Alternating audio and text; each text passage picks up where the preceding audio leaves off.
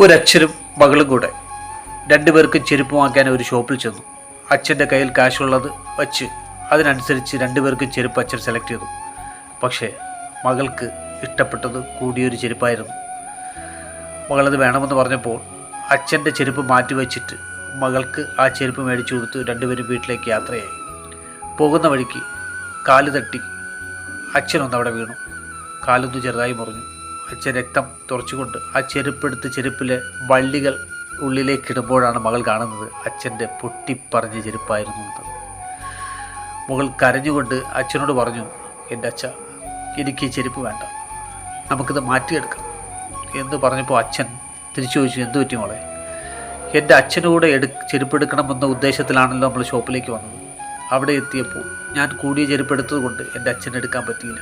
അതുകൊണ്ട് എനിക്കിത് വേണ്ട അച്ഛാ, നമുക്ക് മാറ്റാം. അതാണല്ലോ ഇത് സംഭവിക്കാൻ കാരണം.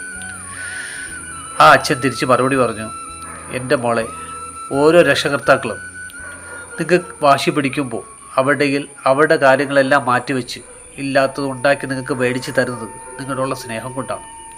കഷ്ടപ്പാടും ദുരിതവും സങ്കടവും അറിഞ്ഞ് തന്നെ മക്കൾ വളരണം. എൻ്റെ മകൾ അത് മനസ്സിലാക്കിയല്ലോ. അടുത്ത പ്രാവശ്യം അച്ഛൻ മേടിച്ചോളാം എന്ന് പറഞ്ഞ് അച്ഛനും മകളും കൂടെ സന്തോഷത്തോടെ വീട്ടിലെത്തി. ഓരോ മക്കളും സൂക്ഷിക്കുക, ശ്രദ്ധിക്കുക നിങ്ങളുടെ അച്ഛൻ്റെ അമ്മയുടെ കഷ്ടപ്പാട്.